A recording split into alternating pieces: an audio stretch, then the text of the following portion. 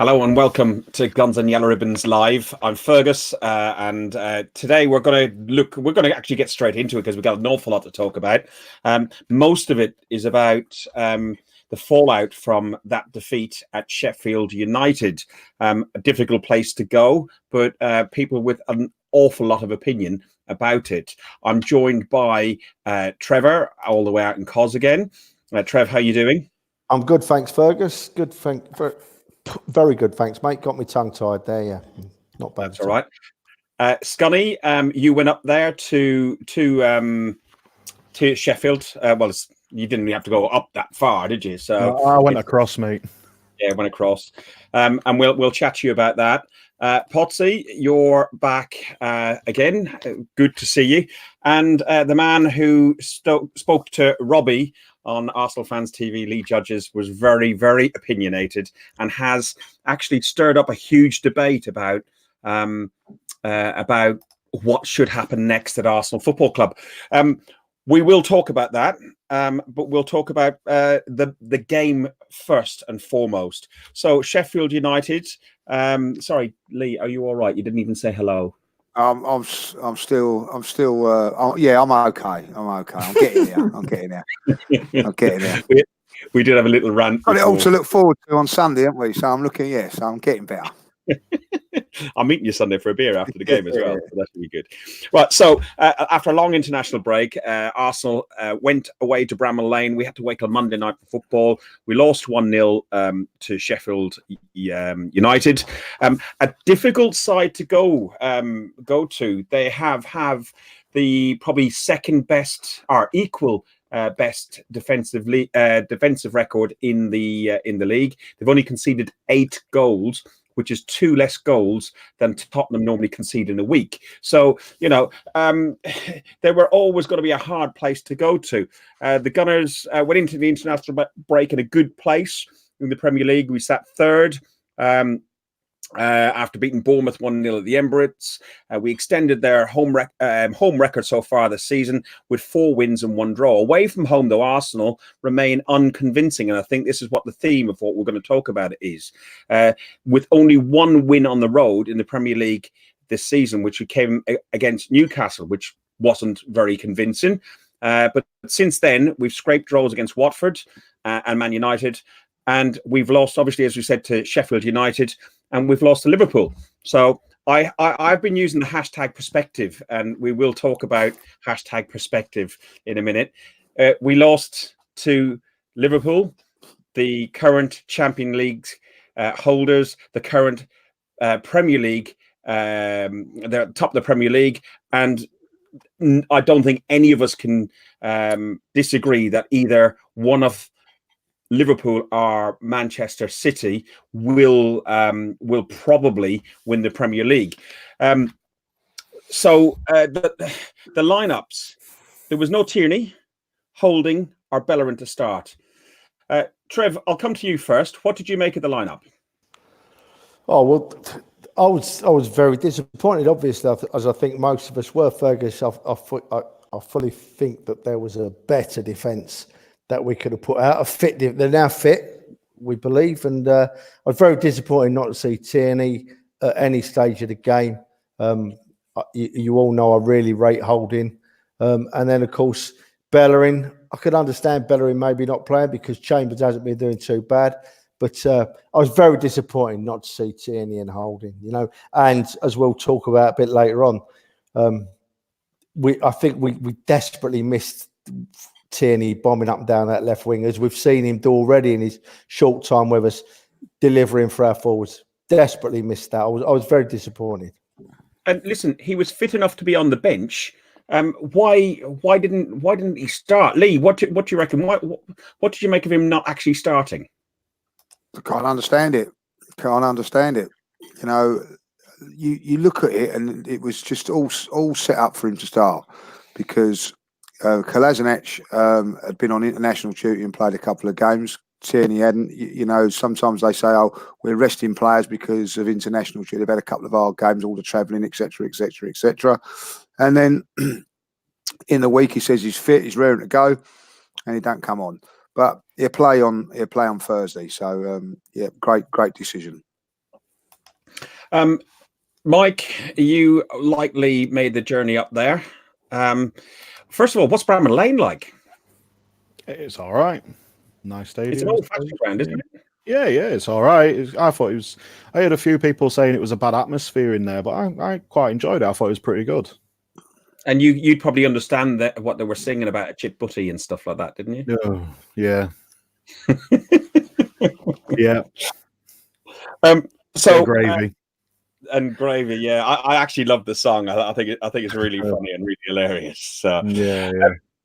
Potsy, what did you make of the game? The lineups, the thoughts? Well, the lineup disappointed me. I had no idea why we had 7 substitutions that I believe all should have been playing apart from Martinez in goal. I don't understand why Ceballos was on the bench. It looks to me like he just wants to either annoy the fans or frustrate the players, because for me, we've got Torreira and Ceballos that should be in the first team. They're both on the bench. He's playing Willock as a number 10, which we all know he isn't.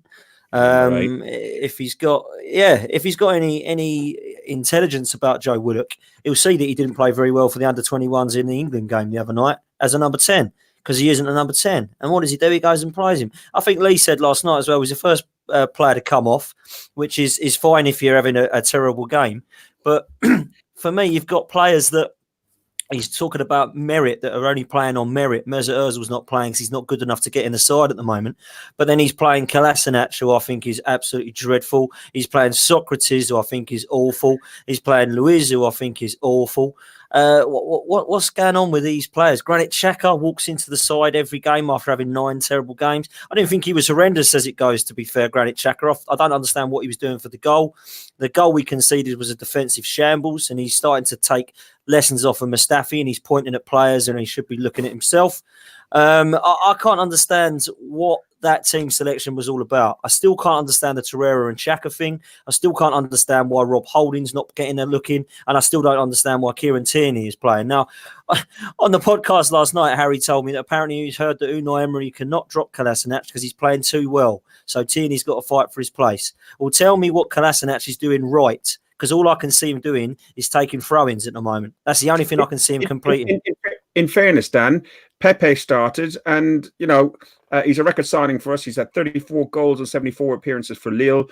He's not been very impressive so far for us, but we've all said give him a little bit of time.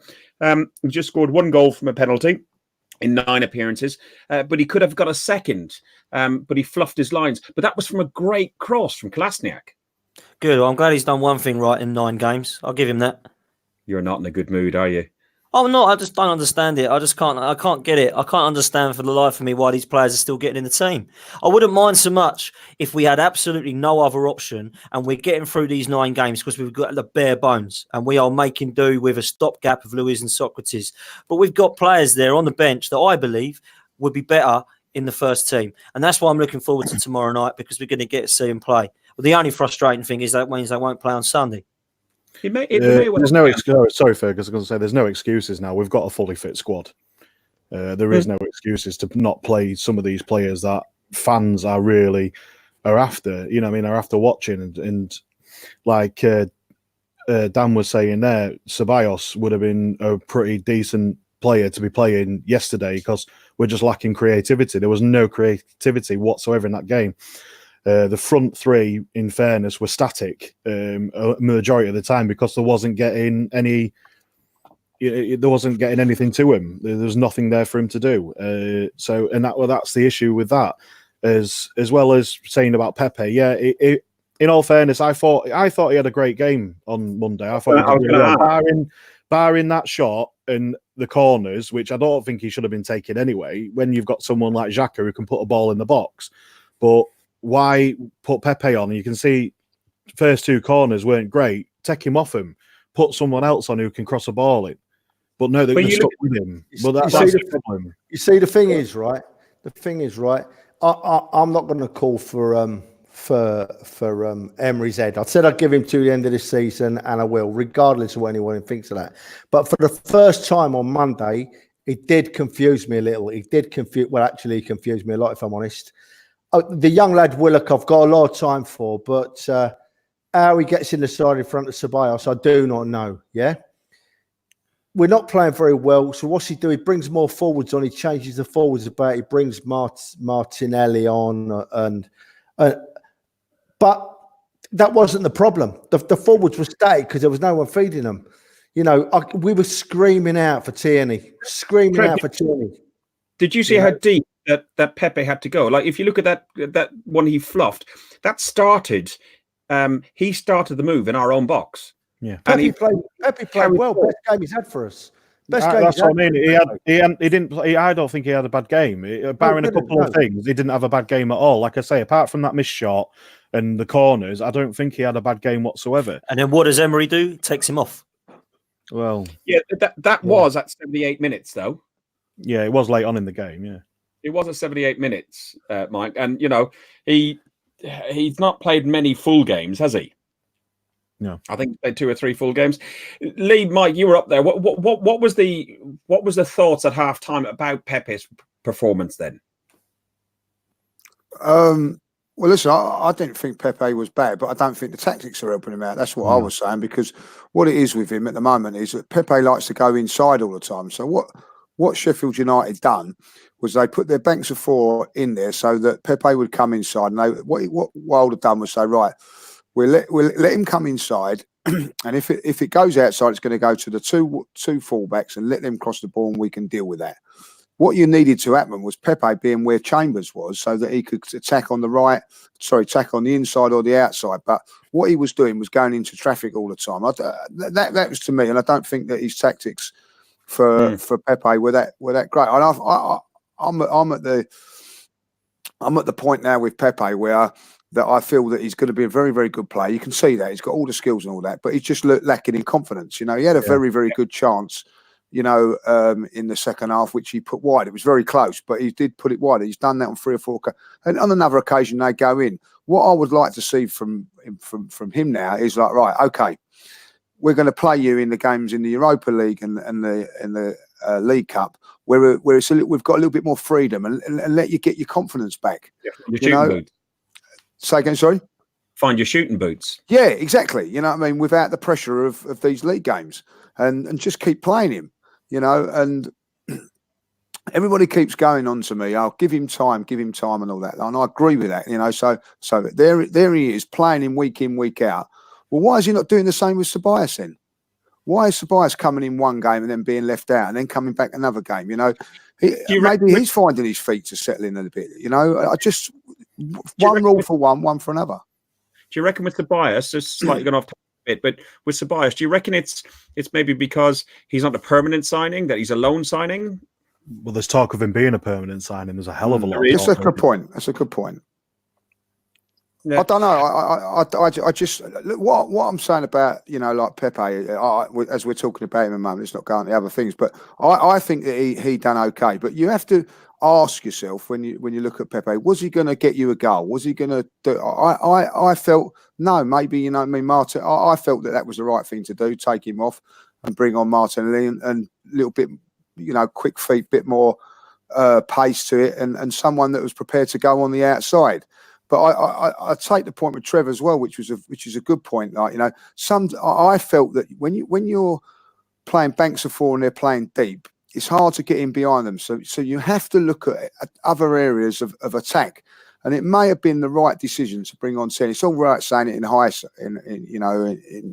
after the horse is bolted, but we needed to attack in a different area, a different, you know, like you're going light for light with Pepe with Martinez, if you understand what I'm saying. They could have gone to a back 3 or took one of the defenders off and got Tierney on and then run at them at different areas. It was just too pedestrian, too slow, too everything, you know, and you know, I don't want to be singling out Pepe because he missed a chance and all that. Listen, Aubameyang's missed chances like that before. People keep, and Aubameyang was anonymous in the game. Look, Sheffield took the game to us from the outset, and then McGoldrick, with his technical ability combined with Musette, what is it, Musette or Musette? Musette, and we had this scenario here. Let's see what we've got. So, see if the screen works. This is at 30 minutes. This is the goal. So we circled David Luiz. People looking at Moussa here in the middle, unmarked, left alone. You've got number 1 there, which is that Kolasinac. Yeah, and you got number 2, which is Xhaka. The only person making any effort or anything else to do anything is one of the shortest, longest-haired guys on the pitch, which is Guendouzi. What did you? He's not short. What's that? He's not short. Yeah, because he's quite a tall lad, to be fair. He's not really a header. What did you guys make of this? Well, I thought that Xhaka and Kolasinac would have mainly at fault. The big lads won a ball at the back, right? He's beat our 3 defenders, but it's basically 3 against 3 or 4 against 3 there. So we've lost that ball, but there's still a chance to clear it. What are Kolasinac and Xhaka doing there? Watching. Xhaka doesn't move towards that ball. Xhaka does not work. He's looking straight at that player in front of him. He can see there's no one near him. What is he doing? Why ain't he on him? I can't figure it out. Well, the guy in space there, obviously, you could argue the fact that Xhaka's watching the guy behind him. So you got Kolasinac there as well, who's not even attempting to go near him. So in all fairness, neither of them was talking to each other. No one's screaming at each other. No one's saying, get on your man. There's no talking whatsoever, because the fans were behind that goal, and I was pretty much there as well. I was only a few rows back. And the thing is, no one was. You couldn't hear any of the defence or out. You couldn't hear no one talking, and we were quite close to him. It wasn't as if we was set far back from the pitch because we won, and you couldn't hear nothing. And obviously, like you say, they just got caught ball watching and not even interested. Can I make a point there? If I was doing my coaching, there, you put that screen up again, right? And I'll ask the question, because what happens is you go through things like there's three Sheffield United players here, yeah. So out of those 4 players, 3 of them will have been told which ones to mark. So I'm going to say that the one heading the ball, maybe that was Guendouzi having him. Chambers on the one in the middle, and I don't know who that is is the 3rd one in the middle. I don't know who that is, but that's Kolasinac. That is. Right. So who's this? That's Socrates. Yeah, who looks about 4 stone. Right. Socrates. Right. So Socrates is picking up his man. Right. So David Luiz. Right. What is he doing? We can always blame Xhaka and Kolasinac, but what is actually David Luiz doing? Who's he marking? Because the other 3 are being marked. So my theory is that his man is this one here in the middle that's on his own. So he's been attracted to the ball, which he shouldn't have been done. He should be standing right in front of that man there. So when that ball comes in now, he's got to header it out because he should be in front of that man. We're blaming Kolasinac and Xhaka, but realistically, I don't think it's them. I think it's David Luiz's man, and he's been caught ball watching. And if there was 4 players at the back there, I would say that, but there's 3 Sheffield United players. So what is he doing? It's obviously between David Luiz and Kolasinac. Looking at that, Xhaka's got the lad behind him, or should have the lad behind him. Kolasinac is looking at someone, thinking, "Who's got him? Should it be me?" And Luiz is in no man's land there. I mean, exactly. Look, you've circled him. But that also comes down to communication as well. No one's talking to each other. No one's saying to David Luiz, "Come back. There's a guy here," or you know what I mean. Even Leno, what's Leno doing there? Is he talking? Is he saying who's got him? What's going on? He just don't know, do you? Well, you got the captain there, haven't you, as well? This is the thing. You've got. Don't forget. To be honest, don't forget that is all happening in a split second. You know what I mean? Like, it's all right saying, "Oh, well, he should have been seeing that." That ball comes over. It's like that. It's quick as that. Oh yeah. But the fact of the matter is that players are not doing their jobs properly. Now that's not down to the manager. But what I'm saying from that point of view there is that David Luiz is getting away with it because everybody keeps blaming Kolasinac or blaming Granit Xhaka. But when it actually happens, he's left his station. I don't, and Trevor, you've watched a lot of football over the years. Have you ever seen in football a professional footballer, have a tap in from 2 yards? There's normally a great big scramble. If you ever look at go back into football, when it goes down in from a corner and it bounces loose, there's a great big scramble. If you put it up again, he's in space by about 10 yards between any of our. Look, it's absolutely comical that he's got that much space in a corner. Where's the goal? Where's the players on the post? The thing is, Lee. The thing is here, Lee. Right? Looking at that, you could almost think that we're using a zonal marking system, right? And they're all in their zones. And I can see the point you're making of Luiz getting dragged out, but I still can't get it out of my head that both of those players at the back are facing the ball. They're facing the ball, and they can see that bloke in front of them. Now, if Xhaka or Kolasinac had gone forward onto him and then it had gone over their heads and the bloke at the back post nods it in, I could sort of understand that, right? I could sort of understand that because they've seen a bloke in space on a goal line with a tap-in, like you just said, Lee. You don't see that, right? And I'd have said, yeah, all right, they went for the bloke in space, but I still can't get my head around how he stood there like that and he's had that tap in. And I'll tell you something else as well. They might as well have blown the final whistle after that goal because we weren't going to score in the week. Yeah, we weren't going to score a goal in the week. Trev, you have to ask yourself as well, right? This is another point. Yeah, you've got for the life of me, I don't understand it. We bring everybody back from a corner. Everybody, Aubameyang. We have Sacco, who's 5'3", comes back. What job is Sacco doing from a corner? He's not on there, but he's 5 foot. When I played football, it was the two smallest players get the posts. So when things like that happen, if you was on the post there, you'd come out of your post there and attack that defender. That forward. You know what I mean? But no one, we haven't got that. So where have all our defenders gone from that corner? We've got 10 players back. There's 8 of them there. It's just poor defending, poor organisation. And the fact of the matter is, someone at that football club is getting paid to set up like that, getting paid and getting a lot of money and wearing the Arsenal tracksuit every week and setting up things like that. Well, he should be gone after that because it's abysmal. It's not acceptable. It's not acceptable. Can you see the comment there? If there's no one hang on, Trev, 1 second. There's a couple of comments up there. First of all, Paul Robertson comes along. So Ray Parler saying to Tony Adams would tell him he's your man. If he scores, it's your fault. Excellent, brilliant. And Manny Riz says Musetta was free before the corner was even taken. Leno should give Luiz and Xhaka a shout. They weren't marking anybody. It's still going back brilliant point. It's a good point, actually. Yeah, it is a good point. But they're professional footballers. Do they really need to be told by a manager and by a captain not to do their job? David Luiz is. You know what? They don't care about defending. They don't care about it. They're happy to play across the park, do all the fancy stuff. But there's players in that team that just don't care about defending. They didn't care when the ball went in the back of the net because they know one was shouting and screaming. You know. I've spoken to Kevin, and he'll tell you in the dressing room, Martin Keown and Tony Adams are having a fight because they've conceded a goal when we're 4-1 up. Not 0-0, and no one gives them cares. You know what I mean? This is what I'm saying. You know what I mean? I just all tried to. Mike could tell you there was no inquest after that goal. They just walked up and said, "Oh right, well we'll carry on to the next goal." Well, it's like a lack of leadership, lack of passion, lack of leadership. And I said it last night. The only passion I saw was Freddie Ljungberg getting booked on the sideline. That was the only passion I saw. Beat me to it there, mate. Oh, sorry, Scunny. You beat me to it. You're all right. I was just about to say exactly the same thing. The reason why that is going on and everything else with everything, with Xhaka there, he's meant to be our captain. He's meant to be our leader.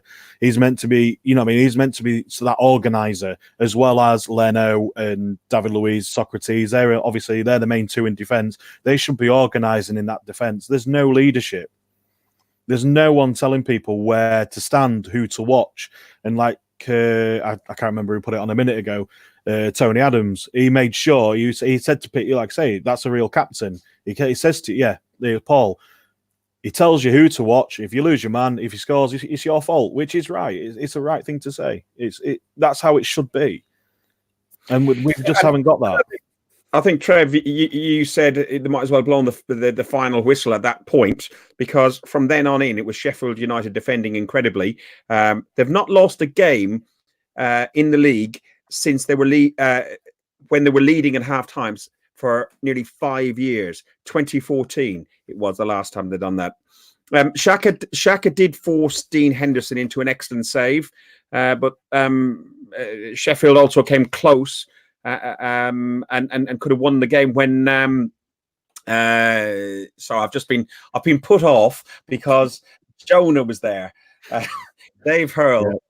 If people don't know already from the audio podcast, Dave Hurl goes to a few away games. I went to Cologne with Dave, and we were having a beer in the square afterwards. And he says, I've been at 8 games, I think it was. He said the number. He came along and said, I've been to 8 games in Europe away, and I haven't seen Arsenal win away. And I said, what? You tell me now after I've spent money and travelled and hotels. So, yeah, thank you, Jonah. He was saying to us before the game, because we saw him before the game. There was a bit of a group of us, and I remember him saying, if we lose, it's my fault, lads. So there you go. We know whose fault it really is. Yeah. So if anybody else sees or tries to sell a ticket to Dave Hurl, they need to straight decline him. I think Arsenal Football Club just need to revoke his season ticket, or at least his away privileges.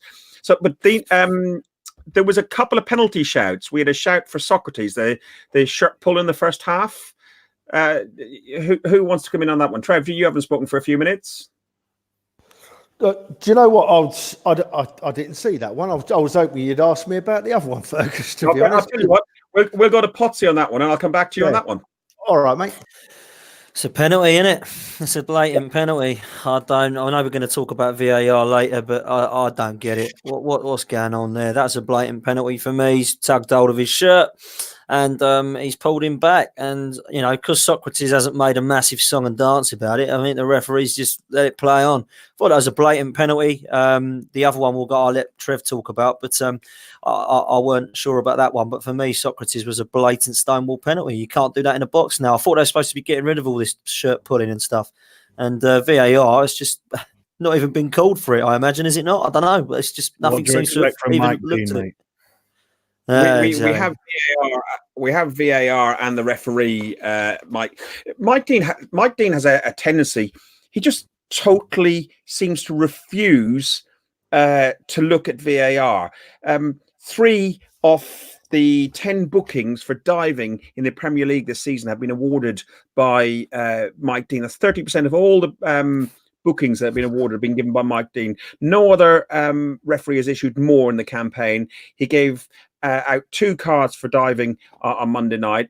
Trev, you were talking about the Saka one where he clipped his foot. I'm interested to hear what you think about that one. And also I'm interested to hear what you think about the yellow card that he got issued as well. Well, it's simple, Fergus. I didn't think it was. I could understand if you never give a penalty that you could or you couldn't have given it. But he didn't dive, and it wasn't a yellow card. And Mike Dean just likes the sound of his own whistle and the sound of his own voice. Never had time for the man.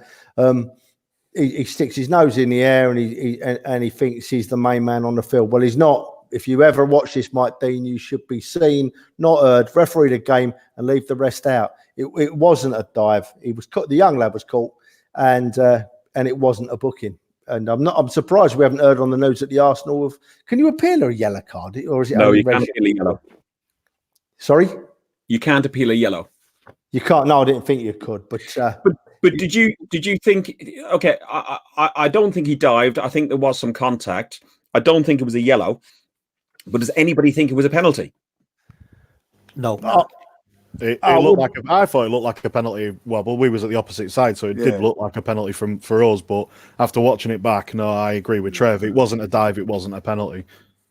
Yeah. You see, it's really interesting listening to Lee and Mike tonight, right? Because for the first time this year, I'm starting to realise what a different perspective you get watching it on the telly and being at the games. As you boys know, I don't get very often this season, whereas before I've not missed a game, And it's interesting listening to Lee and Mike tonight because I'm getting a totally different perspective on some of these things. It's very interesting indeed. Yeah, we've said it before when we've done the audio podcast last season, when we're talking to the likes of Max and Manny and some of the others, we say, well, no, when at a home game or an away game, and then they go, well, no, it didn't look like that. It looks so much different when you're a live football. And we have to bear that in mind as well when the referees are seeing live football happen. It looks so completely different. But, there's 90 games and we will, I'll tell you what, before we go into VAR, just to finish off on this game, defeat for Arsenal means we missed out the chance to move into the top 4. We're 2 points off Chelsea, who are in 4th. Who would you put down? First of all, before I just find out on who you would plan as your man of the match, I think we touched on it slightly. But what did you make of the substitutions? You'd Willock at 45 minutes, went on for Saliba, Xhaka for Lacazette. I was actually pleased with that substitution, although Xhaka didn't have a bad game. I'm not a fan. And Pepe for Martinelli, I thought was probably right. Anybody think anything different? Yes. I was going to say, I don't know if you heard through the telly or not. Did you? I don't know if you heard it, Lee, as well. The fans, when Xhaka's number got shown up, I don't agree with that. It's not right. I agree. Did he get booed? Well, they got cheered more than cheered. That he was coming off. I think with the Xhaka one being coming off, I think, look, if you're a goal down, 20 minutes to go, 10 minutes to go, you're the holding midfield player. It's the obvious one to take off, whether you're captain or not. Henderson come off on Old Trafford at Man United. He's captain. Sometimes you have to look for an attacking option, and that's why I think that he come off. But I don't think that where Emery's playing Xhaka is doing him any favours whatsoever. That's just, I think, the third time or the second time in 3 games he's come off to Klitsch, to people cheering him and all that. Listen, I'm not an advocate of that, but it's frustration from the fans. The fans know that he shouldn't be playing in that position. The pundits know that he shouldn't be playing in that position. Potsy knows that he shouldn't be playing in that position. But Emery shouldn't be playing in that position. but Emery does. Emery does, and that he's the man that makes the decisions. And he's got the nude photos, hasn't he? He's got the nude photos. That's what it must be. He's got something. Who would you say your man of that game? Just finishing off on that game, who would you say your man of the match was? Fergus, can I just put this comment on to just answer that question? Because what I feel Ben Bennett has put here is right, and he was my man of the match, Matteo Guendouzi. Only one that seemed to care Monday was Guendouzi. He was livid at half time. I know we've got a joke around Ferguson. You say, he flaps around and stuff like that. But I think consistently over the last 9 games, he's been our best player, even more consistent than Aubameyang, who has been top scorer. I don't think that Guendouzi's had a bad game this season. I look at what he's done and what he's achieved already. He's already progressed for. One of his first or second games was not great, which I criticised him on. But I think from the Tottenham game onwards, the guy has just grown and grown and grown into the role. And listen, I was happy to eat my words, and I think for me, I agree, he was the man of the match from an Arsenal point of view, closely followed by Chambers and Pepe at times. If Pepe had scored that goal, he would have done it. But yeah, sorry. I agree. I think that's all right. I think Chambers had a very good game as well. I thought he was probably the best of a bad bunch at the back. But for me, what I love about Guendouzi, which no one actually ever touches on, is how much trouble other players put him in, and he's so casual and calm on the ball. The amount of times that either Leno, Socrates, Luis pass him the ball because they have to play this ball out from the back all the time before they lump it long, and he's got 2 or 3 players on him. He rarely loses it, and I think the guy is playing above his years. He's by far the only one who to me looks like passionate about it. And I think when it comes to leadership, Manny's just put it there, look, Guendouzi shows a level of leadership that Xhaka doesn't.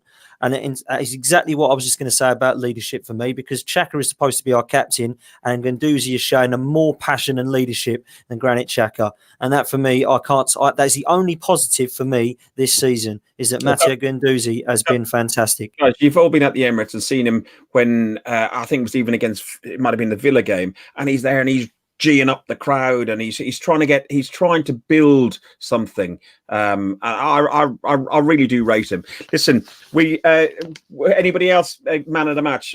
Potsy, I got yours, you got mine. Lee, who was your man of the match? I thought Callum Chambers, if I'll be honest. To be honest, I'm a big fan of Guendouzi. I thought that's probably his worst game that he's had in the 9 that he's played in that midfield. I thought he'd done okay, worked really hard, which is what you expect. But I felt that it wasn't one of his better games.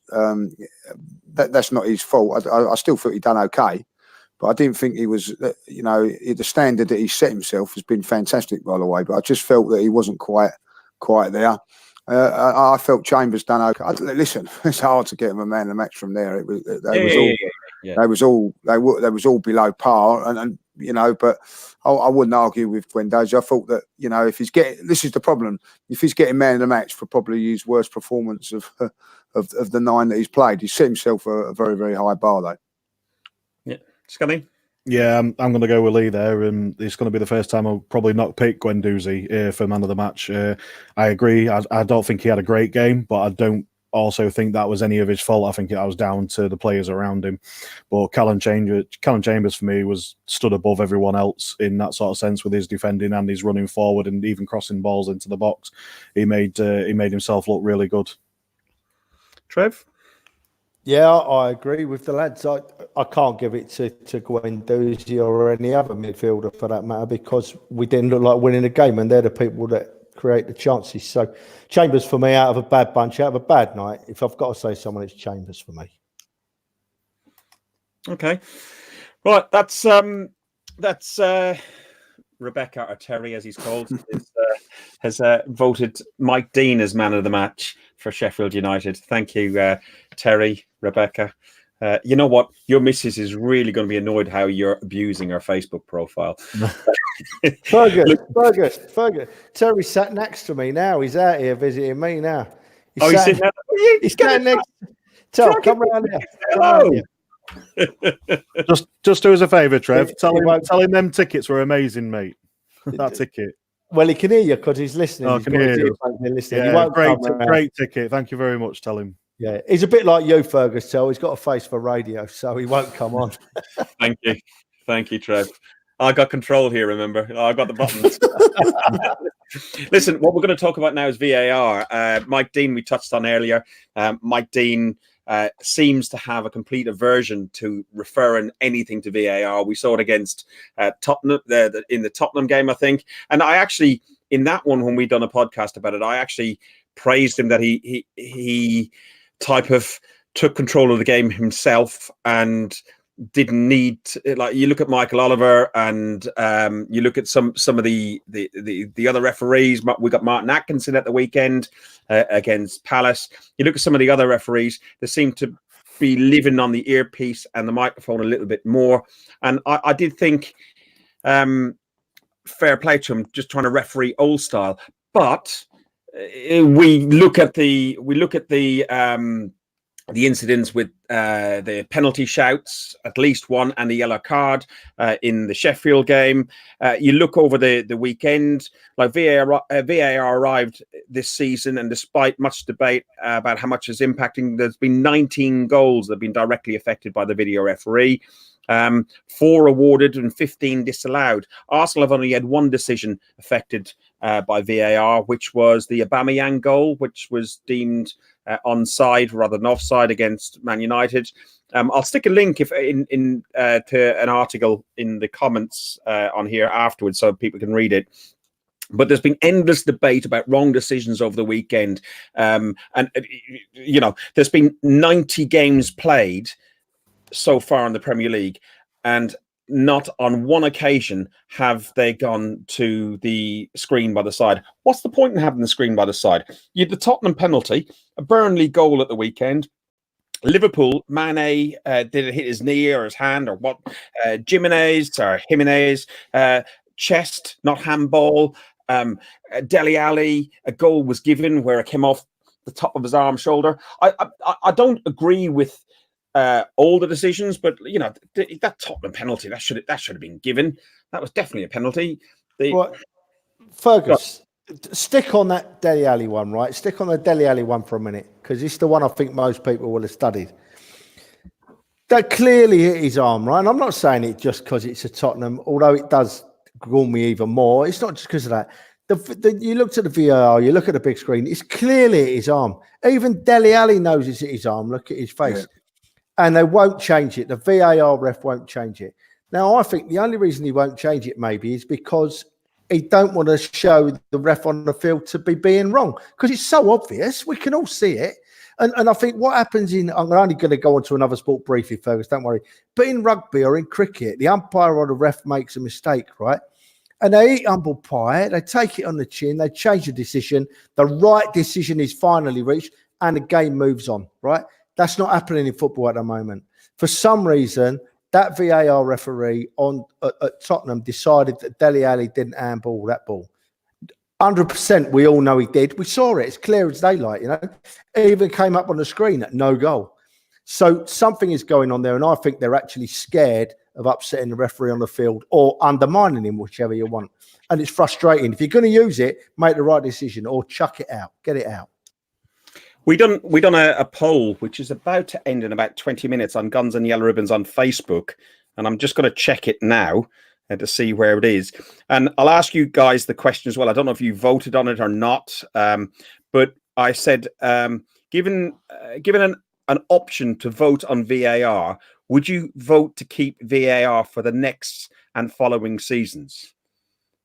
Trev, would you have? Yeah, definitely would I. Yeah, definitely keep it. Because if it's used correctly, we get correct decisions. Definitely keep it, but use it right. Don't be afraid of undermining the ref on the field. You're not undermining him. You're just making the decision right. Make it right, move on. No one's embarrassed. All the fans are happy. So yeah, keep it, but learn and learn. Get rid of it. Get rid of it. What did we bring it in for? VAR, to prevent controversy. What have we caused? Even more bloody controversy. Get rid of it. Bring it in if it works. It don't work at the moment. Scrap it. Every single decision was pretty much wrong at the weekend. I can't see how Chris Wood's goal doesn't stand for Burnley. I don't understand how Dele Alli's is a goal. I don't understand how Vertonghen doesn't give away a penalty. And I really didn't understand how Mane's goal was disallowed. And the Jimenez one actually as well. So for me, all of it was wrong. VAR isn't working. The video screen thing at the side isn't being used. If they're not going to use it correctly, I'd rather get rid of it. The Socrates thing last night was a blatant penalty. Again, another mistake. So what is it actually there for? For me, it's just made even more controversy. Get rid of it and bring it in when it does work, because it clearly doesn't at the moment. That's what I've got to say about it. Funny. Me, sorry. In its current form, the way it's being used now, no, I can't agree to have it. I think you should just get rid of it. It's pointless doing it. Exactly the same reason what Stan's just said. It's not working, and it's pretty similar to what I'm going to go with Trev there. They're not overturning the refs. They're too scared to. I don't know what that guy. Like I say, everyone knows by now. I'm not a fan of VAR. I think it's just a guy in a van bashing his bishop. You know what I mean? Not really doing anything. So I just flogging his dolphin. Flogging his dolphin. Yeah, flogging his dolphin. It is pointless because it's just not working. He's got two buttons he can press. He can either say, you know, decision or no decision, and they can't even get that right half the time. And like Trevor just said there, when they do get it right, the ref doesn't really go for it. It said no goal, then it says goal. What? I just don't see the point. And then when you got referees like Mike Dean who won't even go to use it again, what's the point in having it if the refs aren't prepared to use it, or you've got the old style refs refusing to use it? Then get rid of him. As we all know, the referees in the Premier League are terrible. You know, what I mean, they don't even get invited to the World Cups. They don't even get invited to the European Cups. Mike Dean will be retired soon enough. Anyway, well, let's fingers crossed. But this is what I mean. So our refs, through any other league in the world at the minute, our refs need some serious help, and they're not. And it's there for them to use. They're just not using it. Lee, anything to add? I totally agree with Mike and Dan. At the current format, get rid of it. And there's a couple of things that I say. Half the time they turn around with the saying it's not clear and obvious, but then they give an offside when it's like a millimetre offside. Yeah. Is that clear and obvious? Is that clear and obvious? Offside against us against Man U, mate. Yeah. Which was nowhere near obvious. But listen, you know, I've just seen what Paul said there. We would have never have lost at Old Trafford without VAR. He's 2 yards on the side. If you have the official doing his job properly, there wouldn't be no need for that. That's just a horrendous decision. And realistically, after that linesman should never line again, because if you can't see that, you know, what chance have you got? Yeah.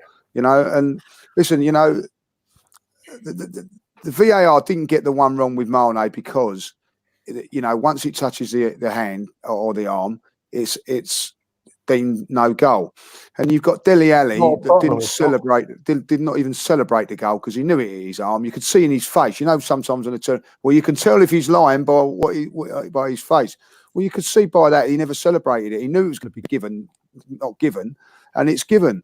And also for the fans that go to the games, we haven't got a clue what is going on. We don't Isn't know that what is awful? going on. That is the worst part of it. You know what, Lee? I was actually going to say, and Dave Atkinson has put it up here, said it's good in rugby. And I watched Ireland get absolutely smashed by New Zealand in the rugby on Saturday. But watching the game and watching the TMO and listening to the referee was mic'd up. You could hear him. Obviously, it's a different culture. There's more respect, way more respect for the officials in that sport than there is among players in the sport we like. But I don't know all the rules very well. I played rugby as a young kid, so I know the basics. But I was able to understand exactly what was going on. I could see what was going on the screen. And yes, when you're at home, you can see what's going on VAR. But people in the stadium could. And there was one particular incident, which was towards the end of the game, where Ireland could have got a penalty, which could have given them a try.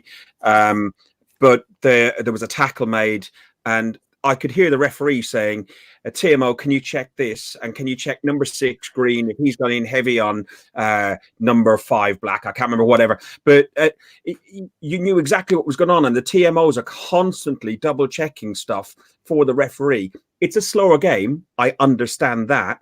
But they've got it right. Cricket's got it right. Tennis got it right. There's got to be a better way to do what we're doing than what we are doing. I love disagreeing with everyone. I do. If we get rid of VAR, it don't go forward. Interesting point, right? Why won't they let us hear what the referee's saying? The technology's there. It's very simple Tony Adam. to hear what a referee's saying, right? They won't let us hear what a referee's saying because, firstly, all the players are swearing over the microphone, so the telly would have to be bleeping all the time because they have no respect for the referee. And secondly, these referees wouldn't want to be seen to be being wrong in football. They're different people, these football referees.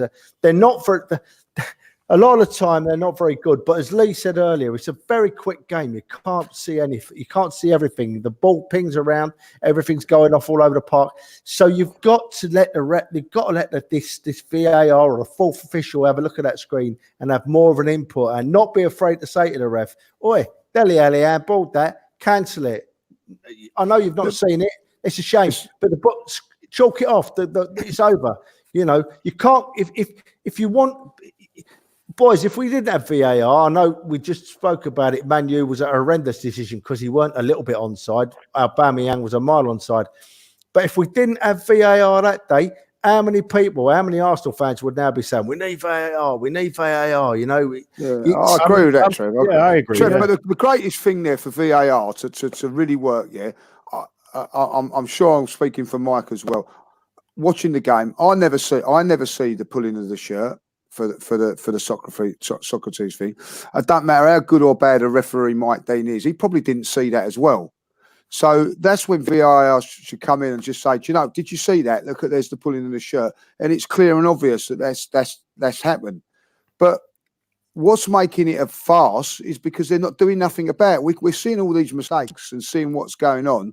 And then they're choosing to ignore it. So what's the point of having it? That's what I'm saying. You know. No, I agree, mate. 100%. I agree, Lee. 100%. I agree with that. But it's just not being used properly. So why? It's just a waste of time in its current format. That's what I'm saying. I was saying if it was being used properly, then fantastic. But it's not being used properly. It's just a waste of time. It's spoiling the fun. It's spoiling the fun because we're celebrating goals and then stopping, and then you're not celebrating the goal like at Man United. You know, that's the first time I've never really celebrated a goal. You can't celebrate a goal 2 minutes after it's been scored. It just didn't seem right, you know. And it's taken, spontaneous to score goals and things like that. And now it's all I'm sorry, under the current format now, it's not for me. I think what Ferguson said as well about respect for officials, I think football fans would have more respect for officials if they just held their hands up sometimes and said, "Yeah, okay, my fault. I didn't see it. I apologise." Like what Trev says, with rugby, when they've screwed up, the game moves on. They rolled their hands up, off they go, carry on as they were. If more football officials did that and just said, all right, my bad, let's carry on. I apologise. It'd work out better, and people would respect. I would say people would respect the officials more by doing that. But Of course they would. Of course they would. You're exactly right. If officials hold their hands up and say, hang on, dropped a clanger there, I'm going to put that right, we'd all respect them more, because it takes balls, you know, to do that. It really does. And see, if it was working, Socrates has had his shirt pulled, right? Socrates, why ain't this official in his truck somewhere on the other side of the country saying to Mike Dean, get over to that touchline, have a look at that. If not, and it's not, but then again, I get the point we all make, where it slows the game right down, and the fans don't know what's going on. So I think VAR should stay, but I agree with you boys that in this current format, it's not worth having, is it? You know. The way the vote stands at the minute is quite similar to the way we are, because we're 60-40 on it, and it's 42 in favour. And there's 58 who would like to ban it. So there's 4 minutes left. If the yesers or the knowers want to jump on, it's on Guns and the Yellow Ribbons Facebook page. We did have a topic that I was going to talk about, which was Mesut Ozil, but I think we've done it to death. But I think we'll bring it back maybe next week, which I'll just give you the outline. Which, since joining Arsenal 6 years ago, Ozil has missed 101 games, and he's only had one major injury in that time. Most of his absence has been explained by strange illnesses and minor niggles. We're not going to talk about that now, because I think I can solve that for you in 2 seconds. Not interested. Move on. Okay. I think the elephant in the room is more about what's happened since Sheffield. There has been talks, including from yourself, Lee. There's been talks about, like, you know, that the manager should be, the head coach should be ousted from his position. But what I thought when I heard you say that, because I was a bit more with Robbie and saying, like, you know, he's got till the end of May, top 4 is his target, etc., etc. And you look at, we talked among ourselves before and said he needs 2 or 3 windows. I asked the question. I sent it out to some of the guys in the chat. There's 3 questions that I asked. I said, is this squad good enough for the top 4 to get into the top 4? Is this squad good enough, if it did get into the top 4, to be a Champions League side? Where currently in the Europa League, we got to the final last year, and I would expect, even as it stands at the moment, that we should be minimum semi-final. Would be a fair assumption. Quarter-final, semi-final. Would we be getting to that level if we were in the Champions League next year? And the final question was, and I'm going to ask you all 3 of these, Lee, and then everyone can have a debate. The final question was, what would Freddie, because a lot of people saying Freddie take over until the end of the season, or a new manager do with this squad? The mic's open to you. Right. Well, what I would think a new manager would do with his squad is play the players in the right position. That would be one. That would be very, very helpful. What I'm getting at is saying, I'm not saying like sack him, and what I'm turning around and saying, what I'm seeing and the way we are playing and the performances that we are participating at this moment in time are not going to be good enough to get us in the top 4. We will not make the top 4 the way we're playing at the moment. We will get beat. We'll get, you know, if we play like we did against Bournemouth at the Emirates on Sunday, we will get beat. If we play like we did against Sheffield United, we will get beaten. And what I'm saying is these performances continue to keep happening. Now, people turn around after the Bournemouth game and turn around and say, well, you can't ever go about the performance because we've got the result. Fair enough. I agree with that. Like, you know, so when you get a bad performance and not a bad result, you're not allowed to say, to voice your concerns. And my concerns are that, you know, I just feel that what I'm seeing at this moment in time, what I'm seeing with our play, what I'm seeing about a team like I watched Sheffield United. You know, Mike was there as well. He might come along and agree with me or not. I watched Sheffield United, and I see a team that are not as good as us as far as players are concerned. Certainly not got the firepower we got. Outclass us and outcoach us in tactic wise and everything that I've seen there. Now, I look at this team at Arsenal, and people go, give him time. And I look at like someone like Brendan Rodgers and look what he's done at Leicester, how he has turned Leicester around and made them an exciting team. And they were certainly in disarray under Poyo, whatever his name is. And I just haven't seen that same impact under Uri Emery. And I'm wishing that I had done. I'm desperate for him to do well. But I just don't see it. And we're going to wait another year, and then we come 5th or 6th, and everybody go, all right, well, we'll start again next season. I haven't got no loyalty to this man whatsoever. My loyalty is to Arsenal winning games of football, and Arsenal to be challenging for honours and challenging for the Champions League spots. Lee, I get that, and I've got no loyalty to Unai Emery either. But do you want to have a revolving door like that at Old Trafford? I think I said it before. Like, we're 18 months, 2 years into a project of transition after 22 years of one manager and a regime. They were 27 years in, and they're in all sorts of crap at the minute. This is Fergus. I agree with it, but this is the trouble. This is the trouble with Arsenal fans at the moment. We're comparing. Oh, look, we're comparing ourselves with Liverpool. Oh, this is what it was like under Jurgen Klopp. Now we're comparing ourselves with Man United. I ain't worried about any other teams. You know what I mean? What is it to say that the next manager isn't going to be successful? Because Man United have messed it up, does that mean to say Arsenal are going to mess it up?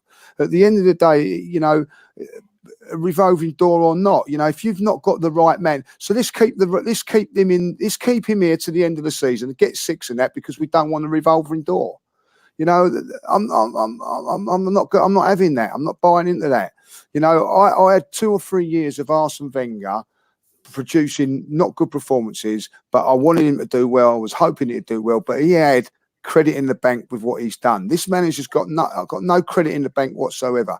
And what I'm seeing is, you know, you can all say like, you know, Granit Xhaka is playing week in, week out. Now you've got people like Potsy moaning about that, but this is what this manager is doing, you know. And you have to go back. It's not just these 9 games, by the way. Look at the 8 games of last season when we needed to win those games to get into the Champions League, and look at the performances. Look at the performances that have been there.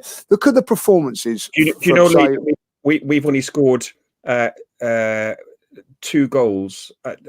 We've only got 2 points in the last 24 away games. Yeah, well, there you go. Joke. You know what I mean? So you've got to be somewhere along the line. You've got to say, do you know what? Something's not quite right here. Something's not being improved. Now, I'd love for it to be improved, but what I'm seeing is inept performances followed by the same mistakes, 2 clean sheets in 24 with players. And then you know, look at it. Sheffield United. You're turning around saying, "Oh, Sheffield United did defensively very, very good," and whatever. Like, you know, then they've got the budget that we've got, but they've got a manager that's coached them and made sure that they're not going to concede goals. We've got a manager or a coach at this moment who's just allowing sloppy play all the time, you know. And you have to say to you know, I'm going to go on to the Mesut Ozil thing, because Mesut Ozil's been dropped because he's not doing well, right? I've got no issues with that whatsoever. But I see week in, week out, David Luiz and Socrates making the same mistakes, and week in, week out, they're still playing. Why can you do that to him and not the others? And then I see Xhaka continuing to play bad. I see Willock, who, by the way, I think has been playing really well this season. He's had 1/2 a bad game and he's out. I don't see that with other players. And that's my frustration. I'm not having it. I've just what I've seen over. No. People were jumping off the bandwagon after the Liverpool game. I said that people were. I don't know who went to that game, but I come out of that game and people were turning around and saying, he's got to go, he's useless and all that. And I went, hold on a minute, I'm sticking up for him here, going, hold on a minute, they're the champions of Europe, they're a very, very good side. I could understand what his tactics were that day, but I haven't seen it enough. I look at Brendan Rodgers and I'm getting jealous of what Leicester are doing and the energetic sorts of things that he's brought in. And, you know, from Leicester, look at them now. I fancy Leicester to get into the top 4, and they was a million miles behind us 6 months ago. That's all I'm saying. I don't mean to be disrespectful to the manager. I just don't see us progressing under this manager.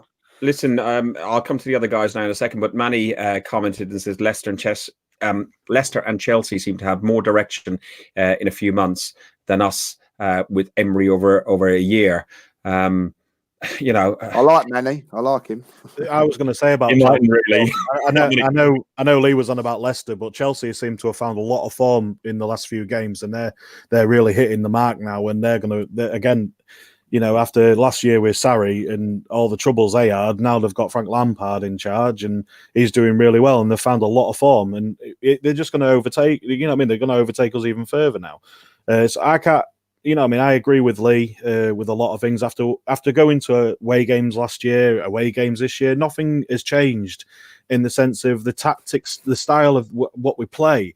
I can't justify that. You know, these away fans pay just as much money as home fans, as you know, with trains and hotels for some people, and the ticket itself. It's a lot of money, and us as fans are expected to pay to watch that. It's not on, and when it comes to, you know, I mean, I've seen a lot of people comparing, you know, I mean, like Unai's first so many games against Wenger's last so many games. How many players now are in that side that were under Wenger? About 4 was started yesterday on Monday.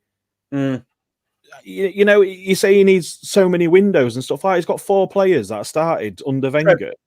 And how can you can't turn around now and tell me that he's doing it that way? You know, surely he should have cemented his own tactics. He should have cemented how he wants to play. And if this is how he wants to play, and this is how his tactics are, then surely I'm gonna say differently to Lee in that respect. He's got to go.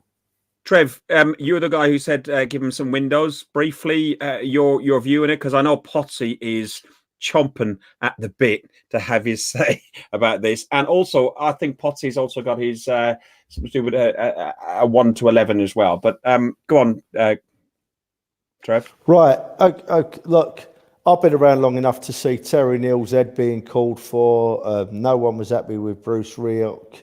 Wenger was everyone, well, not everyone, but many people wanted him out at the end.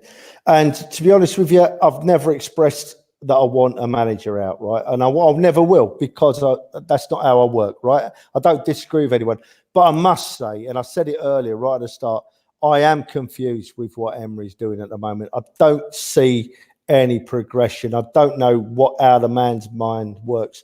Monday, the last game against Sheffield United, hit the nail on the head for me, in that we had a better defence on the bench than we had on the field, across the line. Not just one player, across the line. We had a better set of defenders on the bench than we had on the field. So I am confused. I'm not going to support him because I don't know what he's doing. I wish he'd do things differently. But I won't go as far as to say I want him out. I said ages ago he's got till the end of the season for me, and he still has. But I don't know how he's going to change my mind on what I think about him in a moment. Just want to touch on the Ozil thing. The Ozil thing, boys, it's not about injuries, is it? I don't even think it's about like selection. Remember the last 2 years, especially away games, he's ill, or he's got a niggle. There's something wrong there, boys. There's something much deeper that none of us know about. I'm telling you. One day it might come to the surface. I don't know. But have you seen his wife? You what? Have you seen his wife? Not as often as I'd like to. Yeah, Fortnite's come back on, hasn't it? That's probably why. Listen, Potsy, talk to us. Go on. Because I just wanted to answer your 3 questions really quickly that you gave us. And I think that, are we good enough to get 4th? No, we're good enough to get 3rd. We have got the 3rd best team on paper in that league. So there's no excuses. We should be getting top 4. If we get 4th, then I still think we should be getting 3rd ahead of somebody like, whether it's Tottenham, Chelsea, whatever. All right, because on paper, we are the 3rd best team in that league. In terms of the Champions League, if we keep the squad that we've got, I believe we're the 3rd best team in the league, which means I believe we can compete in the Champions League, whether that's quarterfinals or whatever. I don't think we'll see ourselves getting past that stage, and that would be quite an achievement if we were to be in the Champions League this season. And when it comes to Freddie, you've seen already that with Freddie Ljungberg, if the rumours are true, which I believe that the source I have is very reliable, that he has been taking control of the Cup games and the Europa League games. So for me, that is a sort of football that we'll be playing with these players. Now, I do not believe that we're going to get third. I do not believe that we're going to be competing in the Champions League. And I do not believe we're going to play that style of football. And there's one reason why, and that is because we've got Unai Emery in charge, who at the moment is so confusing. It is unbelievable, because those players should be good enough to get us a position in the league, which is third or fourth. And I do not have the full 100% confidence that we're going to get that in the way that Unai Emery is playing. Honestly, it's madness. Stephen Tompkins says third best team. Lots of We are. fluff. I don't care if he laughs. That we have got the third best squad. This is a better squad than we had last season. Okay, and we are playing worse football. Who is to blame? The manager. Potsy, you're so right, son. You're so right. I think we've got a cracking squad. I don't even want to see many people come in. I think if it's used correctly, then we have got a cracking squad. Just something I want to ask Lee and Mike, because you were there. Watching it on the telly, it looked like Freddie was spending a lot of time on the touchline, whereas we've seen Emery up until very recently spends every minute of the 90 on the touchline. Watching on the telly, it just looked like Freddie was having a lot more input. Well, he got booked, didn't he? So he obviously was. But was that the case at the ground? Was Freddie spending a lot of time on the touchline?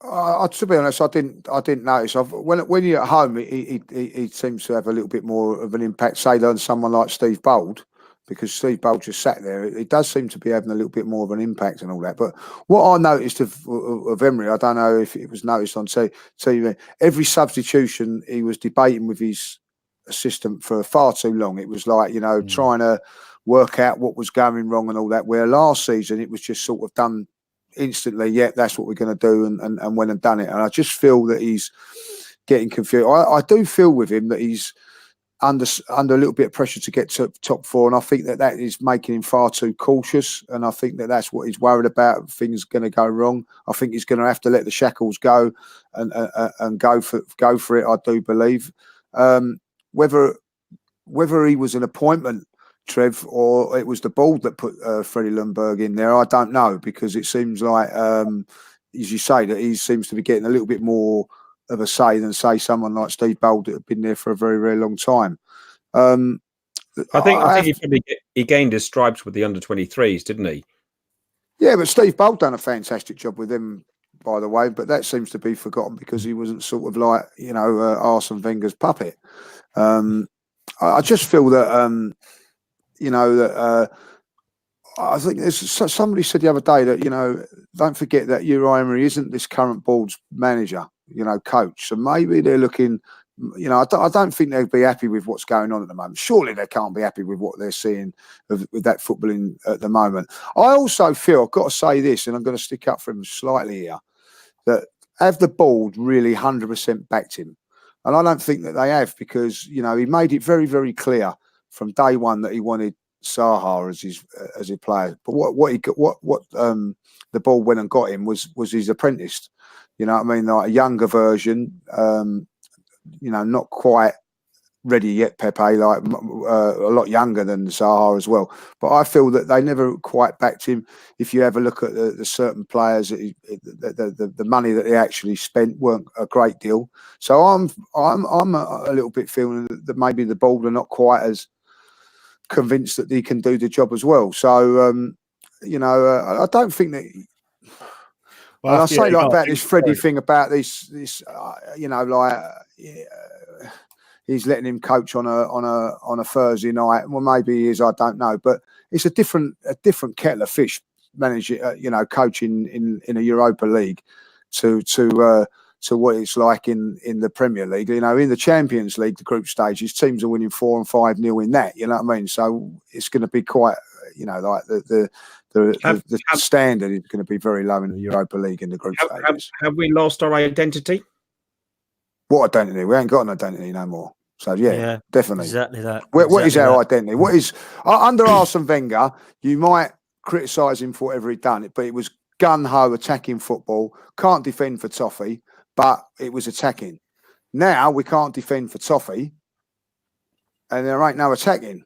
And we ain't making changes either. It's interesting what Lee just said, right?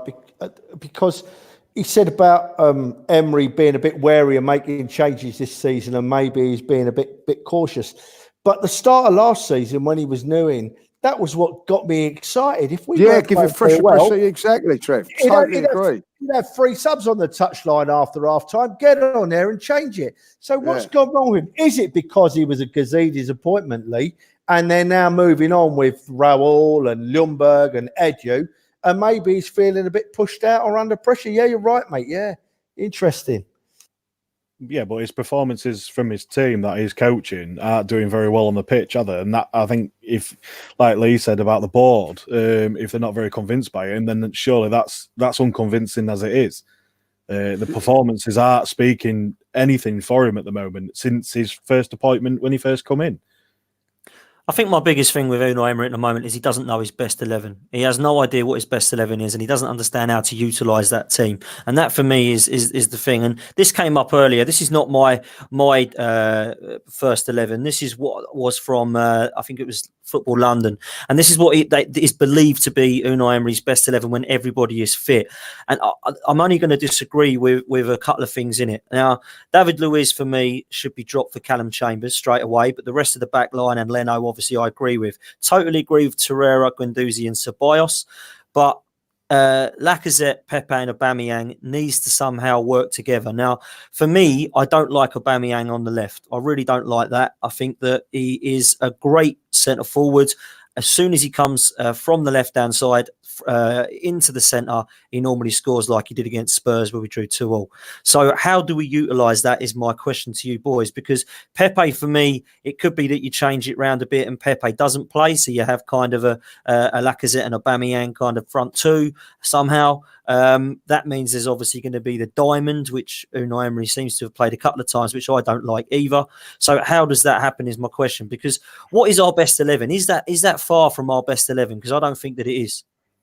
Yeah, barring Luiz for me, I think that's... Yeah, I've with the side that I'll go and totally agree. I think Chambers and Holding have got to come in because, as I said the other night, that they can certainly be no worse than the other two. Laura and Hardy, I call them now, Louise and Socrates. They're a couple of comedy clowns of defending. I don't want them in that team no more. I don't want to see them ever as a partnership. Do you know what? Mustafi gets so much stick and all that, but I'll tell you what, they're as bad as him, and if not, Mustafi could be even better. So I'd go with the 2 youngsters in there in Chambers and Holding and Bellerin and all that. But just one point I've got to say this: everybody keeps saying give him a little bit more time. Emery to the end of the season, and everybody's got their opinion, and I respect that. But what are the likes of Aubameyang and Lacazette? Are they going to wait another year and risk their careers and all that? I think that if this carries on and the way we're playing in January, I can see some letters arriving at the board's desk. Aren't they almost into the final year? So they've either got to, according to Raul. You've either got to sign a new contract or off. There you go. So, and I think it's a massive. He's got. I think at the end of the day, his biggest problem, this is what I see it is, he's either got to go with, if he's going to play Xhaka, he's got to drop Guendouzi. He can't do that. So he's trying to shoehorn him in the team somehow. And it's going to come down to that as a message. Do you know what I said on the train on the way home yesterday? Do you know what Emery's got? I think he's sitting in there hoping and praying one of them gets injured so he don't have to make that decision. Otherwise I think he's under real problems. Well, that's not a very good head coach then if he can't make that decision. No, and I think that's what it's got to come down to. He's got to make that decision, Mike. You know what I mean? Because... Give me a choice, guys. Guendouzi, Torreira, which one do you sell? Sounds it's just a radical thing. Which Torreira one do you straight away? Torreira. Right away. Anybody else? Yeah, I'd sell Torreira out of them two because he's not being used, is he? I don't want to choose from the two because I like them both. But if out of the two, if you had to do it, say someone held a gun, if someone held a gun to my head, yeah, Torreira would be. Do you know what I'd do in January? I'll tell you what I'd do in January. I'd sell Torreira in January, right, and then go to Watford with the money and get Decore, the big, strong central midfield player. That is what we're crying out for. But will he would need to then drop Xhaka to play Decore. He isn't dropping Xhaka, and that's the issue. problem. That's usual. Well, so listen, as my mate said on the train on that, he'd die on that, or he'd die on the Shaka sword. Yeah. They die on it, you know what I mean? Because he's got to, you play a holding midfield player, whoever that be, Torreira, or even you could put Chambers in there or do a good job. You know, Fulham's player of the year last season. So Luiz can play in there. David Luiz can play in there, like, you know, play David Luiz. There's 3 players that can play that role better than Xhaka, right? So why is he playing him in there? And then, you've got the decision. Great point. You've got the decision then of playing Xhaka and Guendouzi in that midfield, and that is where it comes down to, is where he's falling down, because he will not make that decision. And you know, for me, there's only one decision to play, and that's you go with Guendouzi, because he's, you know, and Xhaka's going to have to wait, but he won't do it. He won't do it. So if he does fall on that sword, right? Just one name from all of you who replaces Unai Emery, because I would probably give it to Freddie, if I'm honest, because I want a younger manager, not an old school manager. So I'd probably go Freddie Ljungberg if Unai Emery was to go. Trev, go first. Oh, Jesus, talk about put me on the spot.